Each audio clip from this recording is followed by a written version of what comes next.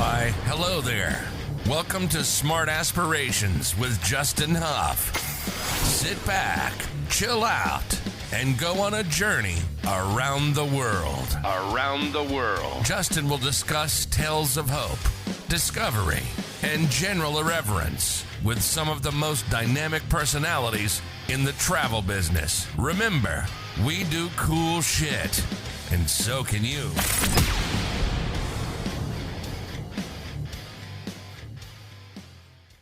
Hey everybody, what's up, and welcome to another episode of Smart Aspirations with Justin Huff.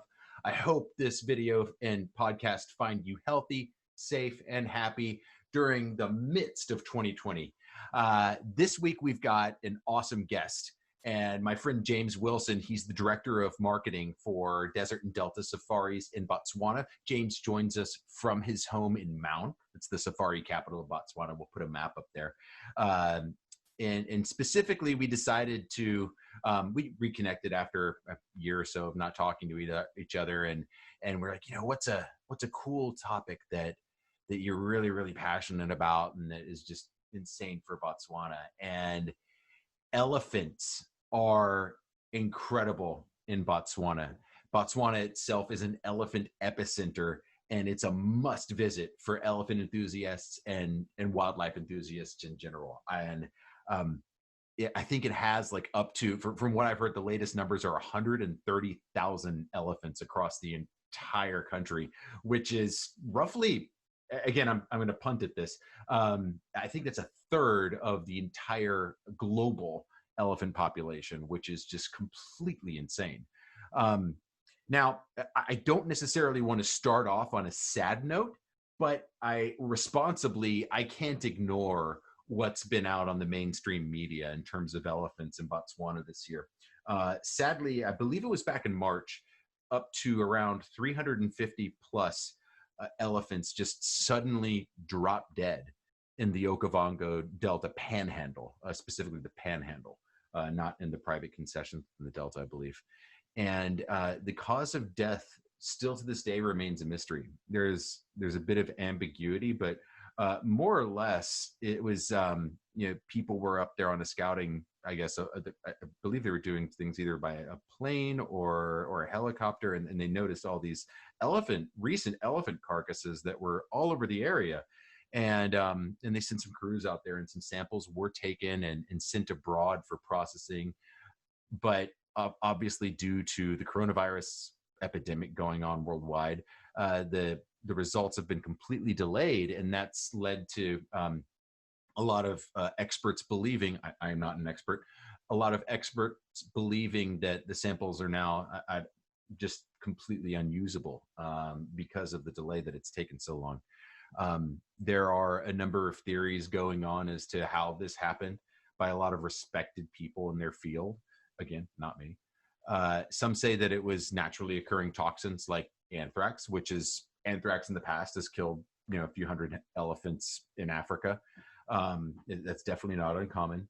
Another really, really troubling theory is that they were poisoned for ivory sale on the illegal wildlife market or by farmers due to the human-elephant conflict that is rampant in Botswana, which we do talk about in great detail. So that's something that can't be ignored.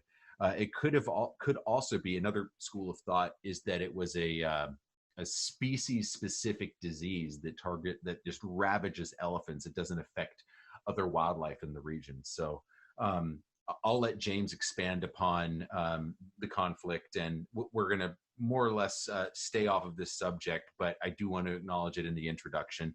One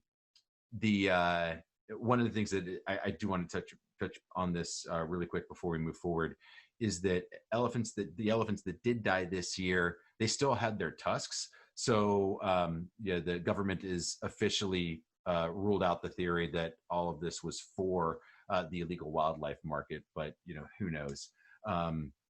It'll be quite a mystery for some time. It might not ever get resolved, unfortunately, but only time will tell. But back to a happy note. Botswana is a superb wildlife destination, not just for elephants, but for all the other big five wildlife viewing. Rhinos are rare in Botswana, but this destination is all about close encounters. you're really, really close to everything. And Botswana is very progressive in how it protects its wildlife and how it's established everything in terms of the private concessions, the game reserves, and the national parks.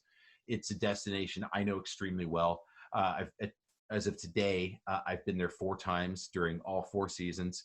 I believe right now I've seen, I think the number is 50. I'm at 54 camps and lodges that I've seen. And that's not that's not a bragging thing or a, hey, check me out thing. The most important aspect of that experience is that I'm able to form an unbiased perspective when it comes to seeing new product or existing old product, and things changes happen in ecosystems, and where behaviors from wildlife or the ecosystem change over time, as it relates to rainfall or just general wildlife behavior. And you see a lot, and just because it's like, okay, well, this camp, very nice, you have a beautiful copper tub, but your wildlife sucks, and what are you giving back to the local community? So you have a great idea of what's good and what's not, and you can really see through a lot of the marketing fluff. So James at Chobe Game Lodge is that product is so cool. It's the only lodge that's in the park, and you have incredible access to these unbelievable boat safaris that take you right up to the elephants, especially during the dry season, and they number in the thousands. You don't have to queue up in line with other people that are coming into the park, and you're there before people get there. You're staying out afterwards, and it's more of like location. And again, we'll touch on this with greater detail. It's a great product. Desert and Delta, they've been great friends of mine for years, and they also have camps throughout the private concessions in the Delta, and those are spectacular as well. And hopefully we'll have James back on at a later date to chat about those. But if you like the video, please subscribe to the podcast. Please subscribe to the YouTube channel. Please like the video. And yeah, we really hope you enjoy. Take care. What's up, everybody? Welcome to another episode of Smart Aspirations with Justin Huff. I'm thrilled this week to have an old friend join me on the podcast. James Wilson, the Director of Marketing from Desert and Delta Safaris, joins us from his home in Mound today. James, how's it going over there, man? Cool, Justin. Good to see you, man. And great to connect. This is the cool thing about the hard times we find ourselves in, is that we reconnect with some good souls that we haven't seen for too long, and you're one of them. So good to catch up, man. Dude, you're too kind to me. I appreciate that. We've had some good times out in the bush together. And actually, the first time I actually met you in Botswana, I've seen you on sales trips and trade shows and things, but when we actually hung out in the bush, you picked me up from it's Chobe Airstrip, I'm sorry. And then we were driving to Chobe Game Lodge, and as it turns out, you had somewhat of a royal guest staying with you. And I'm a massive, massive Game of Thrones fan. And as we were driving in, you're like, "You watch Game of Thrones?" And I was like, "Yeah, of course." And he's like, "You know Charles Dance is, right?" And I was like, "Yeah, it's Tywin Lannister. That's Lord Tywin, absolutely." And he's like, "Well, as it turns out, he's staying at the lodge because he's doing there. I'll let you get into it, but like he was doing the voicing for a Nat Geo film, I believe, called Savage Kingdom. And when we pulled up, he was actually checking out. And so you were so nice. You introduced me to Lord Tywin. And I was, at the time, I was quite a big boy. And he shook my hand and he looked me up and down and you're like, "You look like a rugby player." But dude, he was the nicest gentleman on earth. And but from what I understand, he was there doing some really cool stuff. What was he up to? He was in Botswana for a press trip, which was celebrating the launch of, as you point out, this nature film documentary called Savage Kingdom, right? Which was filmed by a team. A couple of my friends work on that team, and he was the chosen voiceover by Nat Geo Wild to do the voiceover of this documentary. So they were out with a bunch of press from the US and he wanted to come out with them to sort of, get a feel for what he was narrating and see it firsthand. And so it was amazing. It was quite amazing. But like you, I was quite nervous when I met him, because Sure. his character is, and not just in Game of Thrones, he tends to be the villain in quite a Always. lot of his films. Last So meeting action him, hero. but he was really nice. He was like, "Yeah, you call me Charlie, and come down here, and we'll have a good chat." And really looking forward to it. But there was a situation when towards the end of the trip where he was we had an afternoon quite relaxed because we did a presentation earlier that day, and all the other guests in the whole lodge were out on activity. So the waiters and the chefs were all having their naps and their downtime. And yeah, it just so happened at around about 4:00, 4:30, in the middle of all of our staff's break, that Charlie decided he wanted a cheese and tomato toasted sandwich. And I was busy with another journalist, having an interview, talking to them about the lodge in the area. So I passed the message on, and the message didn't really pass on. So Charlie rocked up about 20 minutes later and said, "Any progress on the cheese and tomato toasted sandwich?" And I was like, "Shit, no." And so I had to excuse myself from that. And I called up the general manager, or the assistant general manager at the time. I said, "Dude, do me a favor, call the chef, tell him to come down here now and bring us a toasted cheese and sandwich." And the message went, and he duly rattled around, and the chef came down and produced a beautiful sandwich. So he was a bit tense at one point, and I was bricking myself, but he was very happy with the sandwich, and they had an amazing time. And if anyone's not seen Savage Kingdom, it's a absolutely incredible documentary. It's not your classic David Attenborough style documentary. Yeah. The Savage Kingdom is actually very much based on the Game of Thrones style, but in the bush. So Perfect. the clans of hyena tormenting the prides of lion, and who out of the predators want the dominance. And that all unfolded at one of the lodges that we have there, Savuti Safari Lodge, in that whole Savuti area of Chobe. Yeah. So it's insane. You could see like the real life house, the Lion of Lannister versus house hyena, so to speak. Yeah, really. Well, I mean, we'll do like a little plug on it, but that was really awesome. That was what a cool way to start off my experience in your little neck of the woods up in Botswana. And it goes without saying that I was there during dry season, and I can totally attest to how Botswana is such an epicenter for elephant. I mean, you've been there in the midst of this. You've lived in Botswana for years now. Tell me about why Botswana is generally such an epicenter for elephants in comparison to the rest of sub-Saharan Africa. Great question, because a lot of people know that fact, and they don't necessarily know the reason why. So there's a combination of reasons, to be very honest with you. One of the reasons is that Botswana it's basically one of the leaders in conservation-based tourism in Africa. With that in mind, it means that tourism effectively has become a vehicle for conservation. Mm-hmm. So the massive growth of non-consumptive tourism, so that is tourism that is not hunting based, has meant that it's created this mecca for conservation areas for these elephants to live, and we're talking great vast distances here. That is a massive area where these elephants can roam and be safe. Another reason is also Botswana's history as a peaceful nation. Mm-hmm. If you go back to the 60s, 70s, 80s, and 90s, some of our neighboring countries have gone through some pretty traumatic times.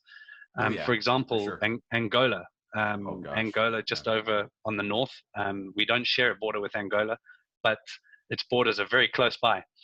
That that had a huge population of elephants back in the day, and they have basically very few left at the moment, because all those elephants actually effectively ran away. They moved out of that area when they were being traumatized by war, civil war. They sought refuge in places that were protected.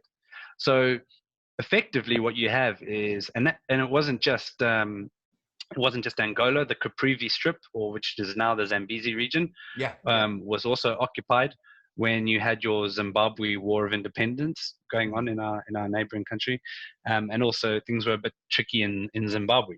So effectively, these elephants moved into northern Botswana as a safe haven, and you can call them refugees if you like, to some extent. And they will remember for years and years. Elephants don't forget, and it's not a joke. And so they're not going to move into these areas very fast.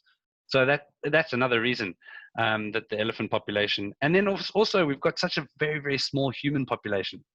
So I mean, Botswana is the size of Texas, Spain. If you're listening from Europe, it's a massive country, and our population is just over 2 million people, most of whom are located down in the south of the country. So effectively, you've got this massive expanse of wild habitat with very few people to interfere with the free movement of elephants, and so that's another reason why the elephant population has done so well. But yeah, massive amount of protected area, a very forward-thinking government, a peaceful nation, and yeah, that's there we are. We've got huge water systems as well, so that's another thing. We've got massive amounts of water which can come in and support large numbers of elephant. Yeah, and those you've got these permanent lagoons in the Okavango Delta, and we'll put a map up there so people can see the regions that we're talking about. And you've also got, you're so lucky to have that Chobe-Linyanti river system flowing through that draws all these elephants out there. And it's so special, based at Chobe Game Lodge, to go out and see these elephants, and not only just the elephants, but the buffalo and the giraffe and everybody else that comes down to drink. And you've got the predators that follow along. What is it like? What was it like in your first experience when you took a boat out and saw all of these elephants for the first time in your life, right from the water? Amazing, yeah. Because I've been living in Africa for many years. I was born in Australia, but my mother is from South Africa, and from a very early age in my life, I was always exposed to the bush, for want of a better word. So I loved safaris, and the school I went to was very outdoor orientated, so much so that one of our sports, or one of our extramural activities, was actually rhino tracking, or getting a nature guiding course. Are you joking? No, honest. Yeah, it was amazing. So yeah, we dipped after the last lesson. Those who were doing that would jump in a vehicle, and we would go to a national game reserve that was about an hour away from where we were in KwaZulu-Natal, South Africa. And we would do rhino tracking. Yeah, that's really unbelievable. Cool. So I've loved the bush all my life, and I did pop into Botswana once, but didn't have the opportunity to do a river-based safari.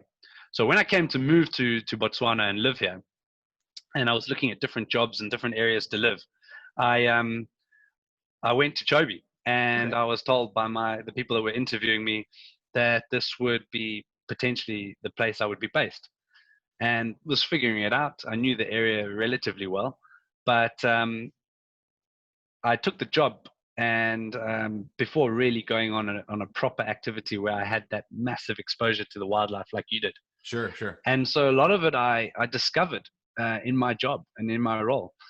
And as I had the privilege of having so many experiences like this, I realized how epic it is. I mean, so to put it in perspective, it is without doubt one of the most insane water-based safari experiences you get in Africa. And the reason for that is, if we talk about why there's so many elephants in Botswana, what you also got to understand is a lot of them are concentrated in the far northern part of Botswana, when you mentioned the Chobe and Linyanti systems. So Botswana's probably got about 30% of all Africa's elephant population, which is a lot.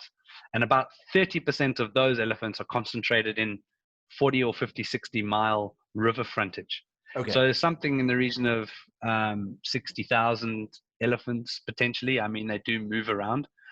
They come down to this river to drink, and they're there all year round. But obviously, as the dry season progresses, so more and more elephants are moving down. So you jump on the river on one of the boats, and as you say, you cruise along down the river, and you can see 1,000, 2,000 elephants in an afternoon's activity on a boat. Imagine? And what's insane about it is that these animals, they're coming down to the river, but they're not just drinking. They will swim, they will play, they'll come and cool down. And for five or so months of the year, will actually physically cross the Chobe River. And the Chobe River is the elephant crossings, and it's amazing. And you can sit in your boat and watch an elephant herd of 60, 70 in one herd. Sometimes there's multiple herds crossing at multiple times in one. And I think what's so awesome, and you know how much you've done a lot of safaris yourself, and so had I. And often what you do on a safari activity is you're out tracking wildlife. You're out there finding the animals on a jeep and having a moment where you can enjoy that experience. Whereas on the boat, you're completely you're completely in their space, and you are allowing these animals to come into your space, right? And then you can witness them in very close proximity, because these elephants they've been in a relaxed national park since the 60s, so they feel in no way threatened by you. So not only are you having massive numbers of elephants, but also they will be sometimes meters away from you. I've been flicked with mud and sand and water by elephants numerous occasions. And that is a really humbling experience, because not only have you got Africa's greatest population of elephants coming into your space, but these animals are migrating, they're moving around, they're uninhibited by fences. So if that answers your question, I was blown away when I first experienced the river safari experience that you can get in Botswana, and it never gets old.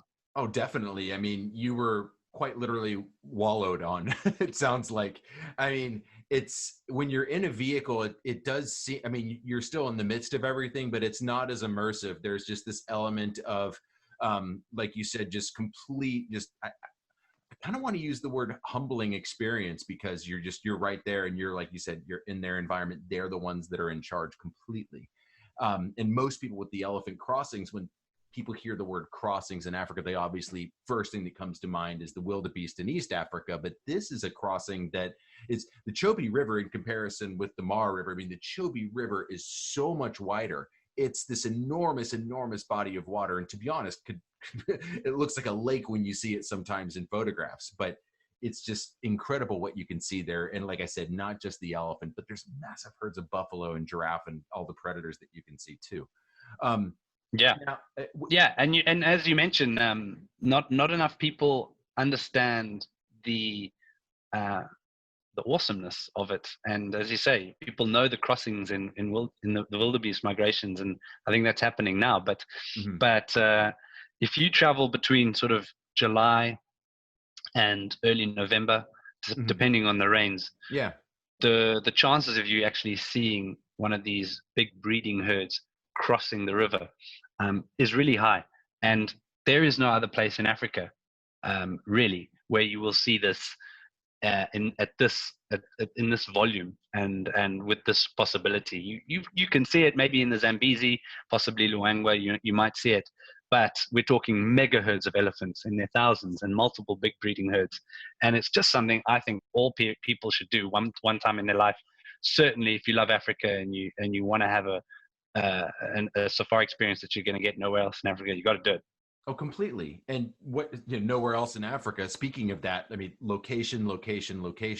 You are the only, Chobe Game Lodge is the only lodge inside the park. Could you tell the listeners why that is so advantageous to staying outside the park, the western side of the park, or somewhere in the more interior parts of the park? Yeah. So I guess for the viewers to really understand how the park works, it's a massive national park and one of many in northern Botswana. It's best part of it's 11,500 square kilometers. You'll shift that across to miles, square miles, but it's massive. I'll put the link on it below. Yeah, it's below here, guys. It's below. and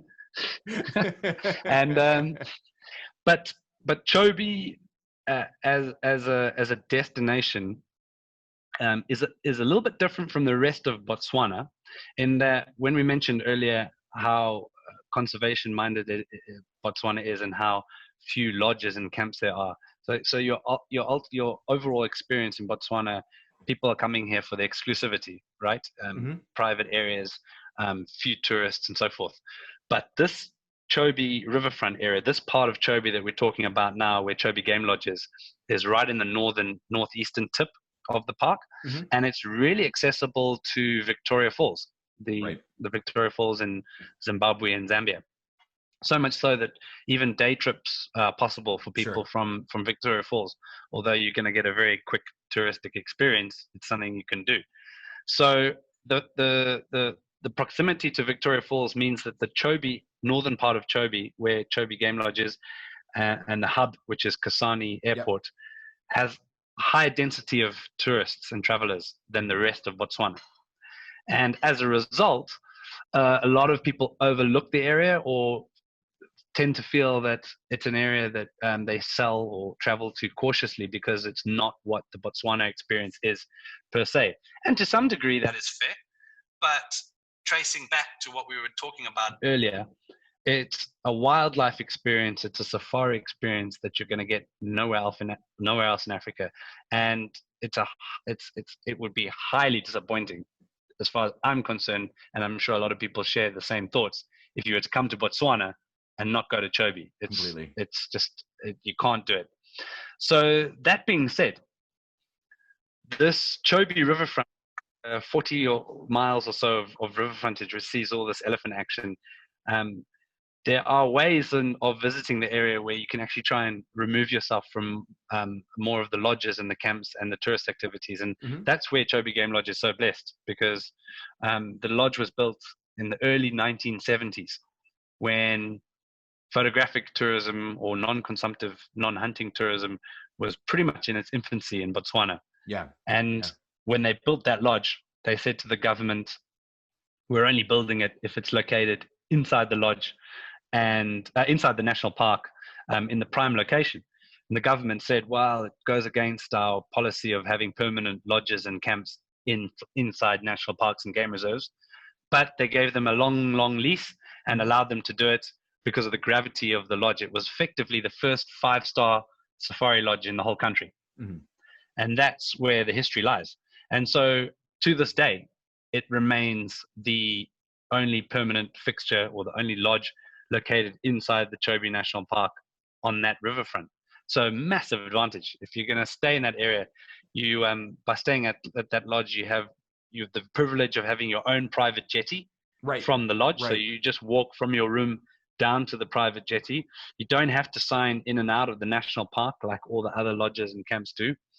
And also, because it's 40 minutes inside the national park, you don't have to do your boat activities where everybody else does them.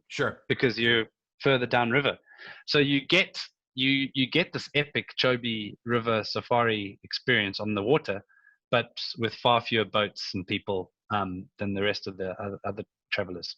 So you're saving time in transit and you're maximizing your experience, and you're also out on the river before people arrive there, and you can stay after. Because everybody else has to get back. If they do a sunset cruise, they've got to get back to the park gate and back so they can go either to a different part in Chobe, Kasane, or back to Victoria Falls, like you said.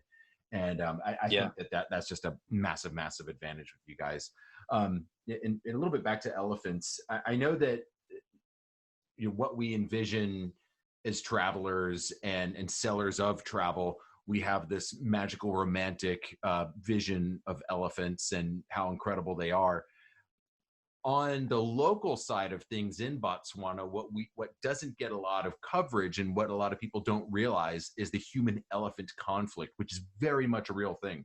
Could you briefly describe to the listeners what that is and what people and the sensitivities behind the issue?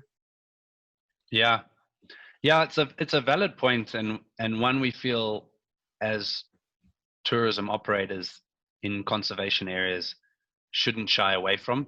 Mm-hmm. And I think it's important for your travelers, your clients, to be cognizant of these challenges, because you know as well as I do that when it comes to poaching or hunting or the trading of ivory and everything, it's very quick for us armchair conservationists out there around the world Right. to go, this is deplorable, and how dare the people do this, and how can they do that, and not understanding the deep-rooted challenges that people have living in areas where there are high populations of wild animals. And so you can imagine, and Botswana is no different. Once again, we're lucky because we don't have large population, but we do have people all the same. And in Chobe, for example, there are more elephants than there are human beings. Yep. I mean, by far. That's hard to fathom. Yeah, by far. For the farmers and people even that live in the towns and villages in this area, they present a challenge because although they're peaceful animals, they can be dangerous. Mm-hmm. And elephants are responsible for the most fatalities or of people, humans, in this country by quite a significant margin. And so if you can imagine, if you're a local farmer who's been brought up in Botswana and you're trying to grow crops as well, and elephants come at night and can destroy one elephant in a single night, can destroy your entire harvest. How will you feel about that animal? You're not going to like it. Do you feel, it won't be happy. Yeah. So there's all this to consider. And I believe, and I think it's fair, most scientists they understand as well, that the harmony between communities and wildlife is the most important factor when it comes to conservation, because if we're not doing enough work to ensure that wildlife can live side by side with human population, then we're on a one-way ticket to nowhere, because human population is growing all over the world, and we're no exception here. So the conflict will continue, and it will get worse. So that's just to bring in the picture. And we've got farmers that live in the western part of the Chobe riverfront. So if you drive from where Chobe Game Lodge is about another hour, you'll reach this community, which is a cluster of villages in a very beautiful area. And it's floodplain area, so the water from the Chobe River comes in seasonally and creates quite fertile floodplains. And there's farmers that have been there for generations and generations that still use traditional methods to grow their crops. Okay. But they are surrounded by a national park, a forest reserve, and the Lanyati private concessions. Mm-hmm. So they're surrounded by tourism areas, and they are inundated with Africa's highest elephant population. So it's crazy. So it's very hard for them to do what they do. And this is where I feel tourism and travelers have a great opportunity and responsibility to assist these communities in doing whatever we can to make sure that they can continue doing what they're doing and have as little trouble with the wildlife as possible. And it's not just elephants, also for their cattle. Lions present a huge risk to killing their cattle, and then also educating people in our town, the main gateway to Chobe, the town of Kasane.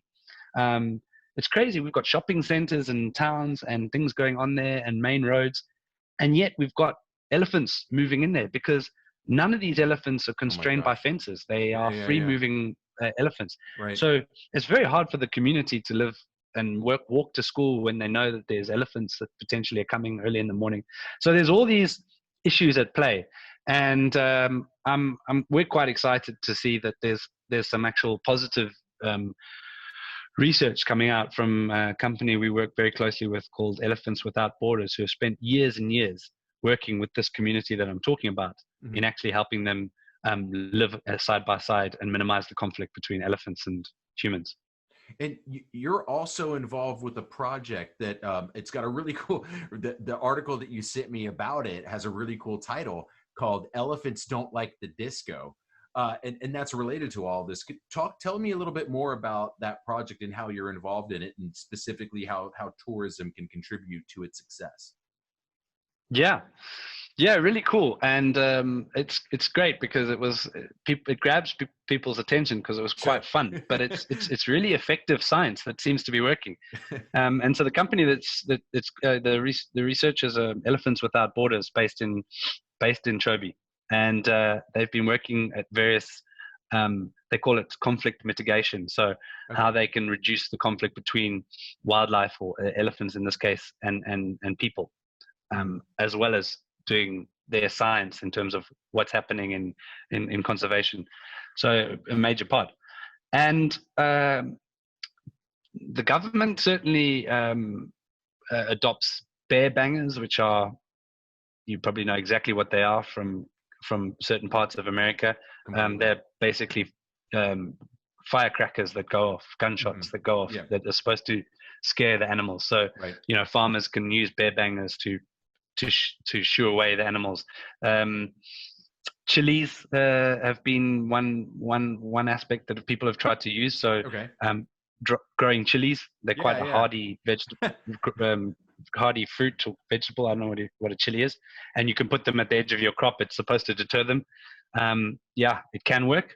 Wow. However, their techniques that they've worked is they've devised this thing called the Ellie census, which is basically, I think there's 5 senses. I always get this wrong. But touch, smell, sight, hearing. What's the other one? Taste? Taste, that's it. Is that it? Well done. Thank you very much. You're welcome. Thank you for attending my TED Talk. And what they do is they've devised a range of techniques that, depending on how bad your conflict with the elephants is for your farm, they'll come and meet the farmer, look at the area, consult them, and come up with a technique that's going to work. And one of these techniques is flashing strobe lights or disco lights, and they genuinely look like disco lights. So they're powered by solar panels, so it's completely sustainable off the grid, and you just need a 9-volt battery, like your standard car battery. Oh my gosh. And it charges during the day. And then at night is when the elephants come, because it's easy to keep the elephants away during the day. And at night that they come, the sensor will pick up the movement of that animal and send shooting flashing lights right down the edge of the farm. And they don't like it, freaks them out, and they move away. And so it really works. In some cases, elephants there's too many of them, or they're too savvy, and you'll need an actual electric rope, which runs at about 9,000 volts, and you can also charge that on a similar system. It's a bit of a bigger solar panel, but one rope around your crops will power enough electricity to keep a big bull elephant away. That's insane. So that would be the touch. That other one is a sight. They can even use an organic oil, neem oil, to spray the edge of the crops. Neem oil, it's a sort of natural pesticide that can keep the elephants away, and even hearing, even sirens. So good luck to your neighbors. But if an elephant comes down, it can send off a really loud siren, which then can deter the elephant. So they've got the experience. They consult the farmers who know the area, and these methods are really, really working. And what I like about what these guys have done is they've been there for many years. They've been there for over 5 years. And a lot of these NGOs are fly by night. They'll come in, they'll come out, they'll lose funding. These guys are Botswana owned. They've been based in the country for years and years and years. They've done that. This company or this NGO they did the Great Elephant Census, which is basically an African-wide count of the entire elephant population, which is where we got to these numbers today. Yeah, crazy project. Yeah. Africa-wide, right from Chad all the way down to Botswana, South Africa. So amazing. Yeah, so we like what they do. It's close to Chobe Game Lodge, and the farmers are appreciating it, and yeah, we think it's a cause worth supporting. So that's why we're trying to encourage guests at the moment during COVID to take this opportunity to book what we call our open dated vouchers. So basically saying to anybody who wants to come to Botswana at any of our properties that now's your opportunity to book an open dated voucher. You can travel anytime between now and the end of 2022. So regardless of when you think life will be back to some sort of normality. Right. But our pledge is to give 10% of all that revenue to this guy's project and awesome, man. these people's work. Yeah, we've already raised nearly $10,000. That was our aim, and we're nearly there. So we've extended it to the end of September. So anyone who's interested can still book this voucher, and these funds will go a long way. We're really chuffed. You've got my full support. I'll put a link in here so we can set something like that up for a call with a guest to definitely make sure that word gets out. And you talking about guest involvement with Chobe Game Lodge, shifting gears a little bit to the guest experience. And during my time there, I saw both you had solar powered boats and solar powered vehicles, battery solar powered vehicles. You took me for a spin in the solar powered vehicle, and most safari vehicles, be it a Land Rover or a Land Cruiser, doesn't really matter. I mean, you've got a louder noise, and there's definitely this vibration of it. I cannot describe how cool it was to zoom around in that vehicle, and it's so silent. And you've taken this lodge to such a different level from when you started into what it is now. How did you get the idea to create these solar powered vehicles and boats, which is a first in this business? And on top of all of this, you created a all female guiding team, which is incredible. Tell us about that. Man, yeah. That to be honest, that was I didn't know at the time when I was getting interviewed for the job that they had the plans to create an electric safari fleet. I probably wouldn't have believed them. I wouldn't have either. I would never believe that. It's crazy. And then of course all my friends gave me a hard time when I told them I was going to the only lodge in Africa which had an all-female guiding team. But both of them happened as a result of the management were dedicated and committed, I would say. Hats off there. And the directors and our board giving them the financial support and the backing. But the female guiding team happened out of default, really. Okay. At first, we were asked by at the time, the Okavango Guiding School, they're now the Africa Guide Academy. Mm-hmm. They asked us to accept two guides or soon-to-be guides to do a 3-month placement.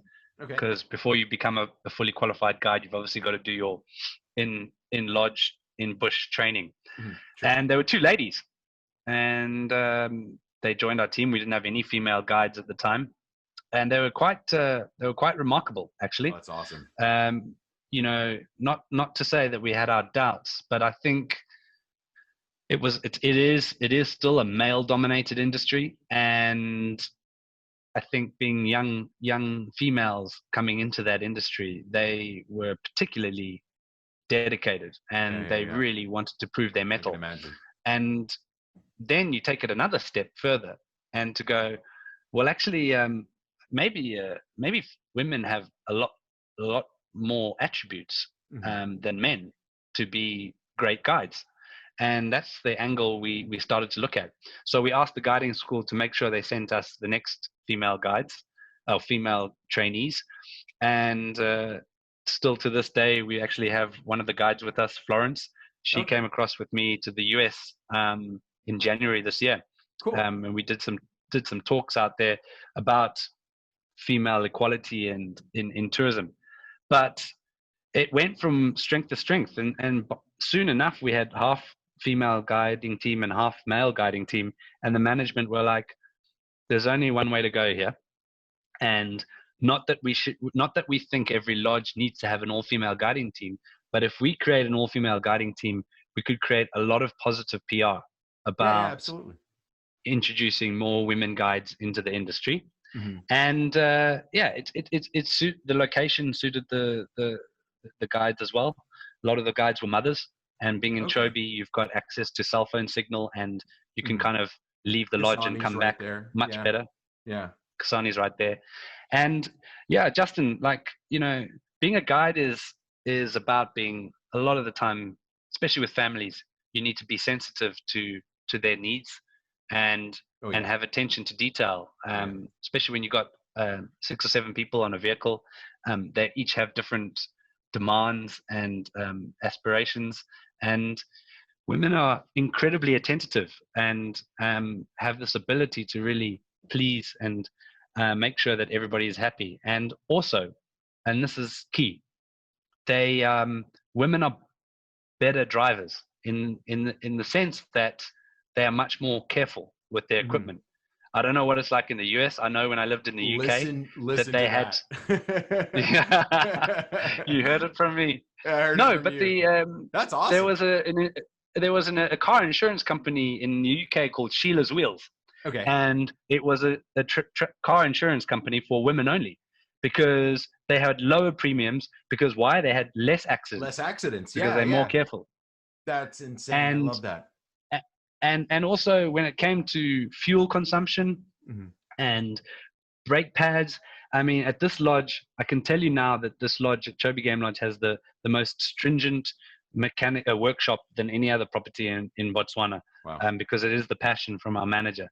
And we could see on paper that women were having less fuel consumption and taking better care of our equipment. So like, it makes perfect sense. And and then there's the other side of making sure that there's just more equality. We need more women in these male dominated jobs, because I agree with you. Kind of stuck in the dark ages. Right. Fast forward 4 years from when we got all female guiding team. 4 years later, we introduced electric safaris. So these electric game vehicles and boats. And these vehicles and boats are not as rugged as your traditional combustion engines. Yes. So they definitely required a more sensitive usage, and definitely a bit more care and responsibility. So having an all-female guiding team was almost the picture-perfect scenario for introducing electric vehicles and boats. Well, mate, I think it makes perfect sense, not just economically, but just culturally and the way forward in a progressive society. And Botswana has always kind of defied the norms in terms of, it's got a tough neighborhood sometimes, and culturally, going forward, that's just, you guys are a shining beacon of that. And I just love that. And having chatted with some of the female guides there, they're unbelievable. They really know their stuff. And it's not just about proving themselves for the sake of it. They're really, really passionate about wildlife conservation and their country. And they want to be incredible brand ambassadors for what people bring back.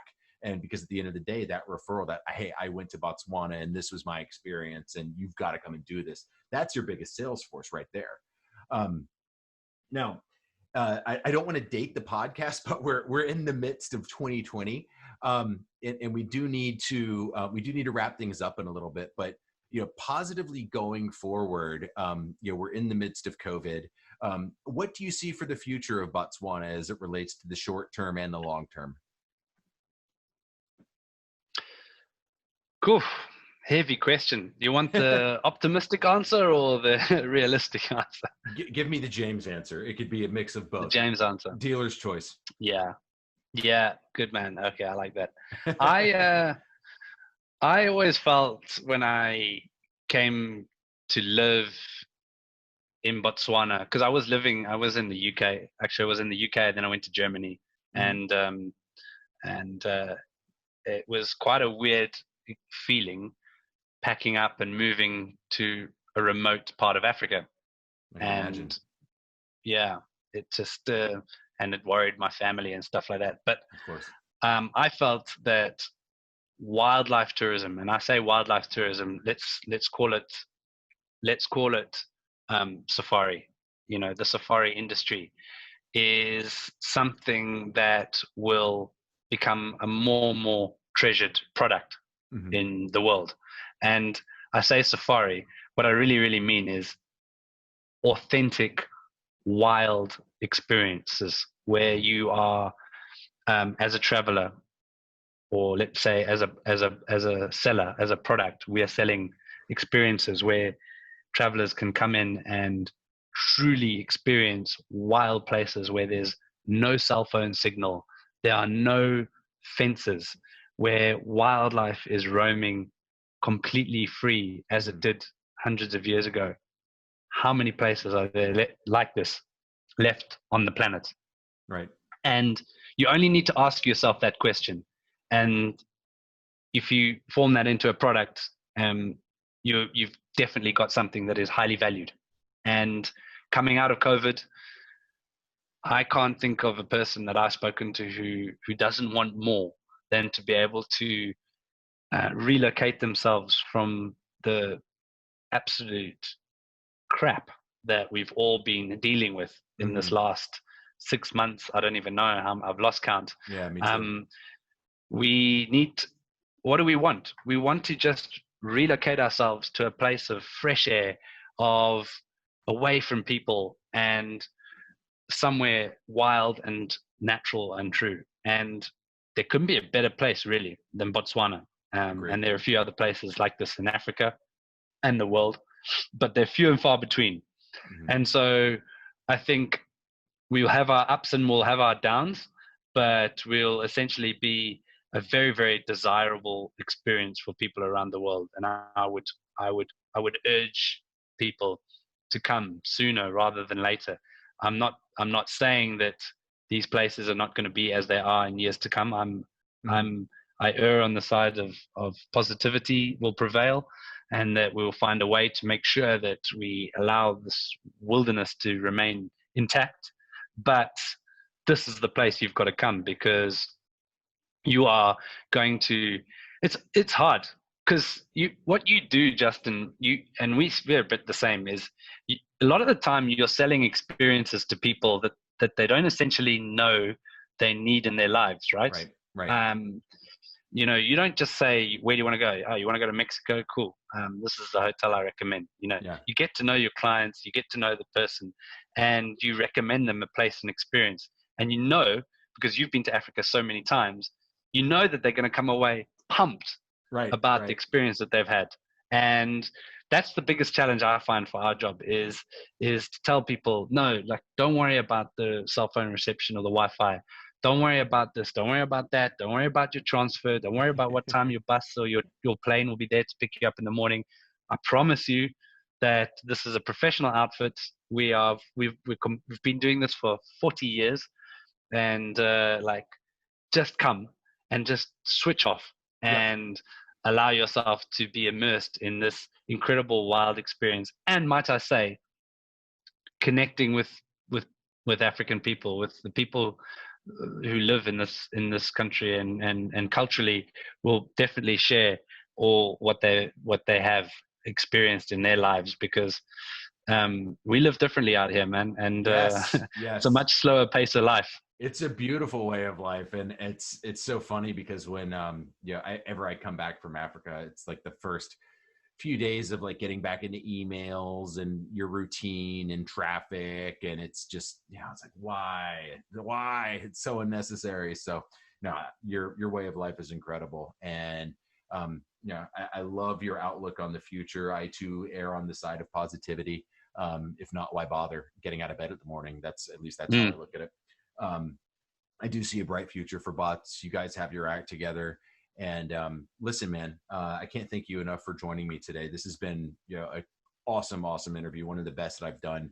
We will completely if you like the video, please hit the like button. Please subscribe to the channel. And we'll also put a contact link on the below so you can get in touch with me and we can plan an epic safari so you can go disco dancing with the elephants, right? Yeah, man. We'd love to take the guests out there. It's really cool. Yeah, for sure. But all right, man. I'll bid you farewell. Good luck with everything. Let's touch base, and hopefully the viewers love this. I know this will resonate with a lot of people, man. Yeah, nice connecting with you. Good luck. We'll see you this side soon. All right, take care, man. Cheers, mate. All right, cheers. Thank you for listening to Smart Aspirations. Justin Huff is the manager of Swaggy Swan Travel. For all travel-related inquiries, please visit www.swaggyswan.com. That's www.swaggyswan.com. And click inquiries. Have a stupendous day, and we'll see you next week.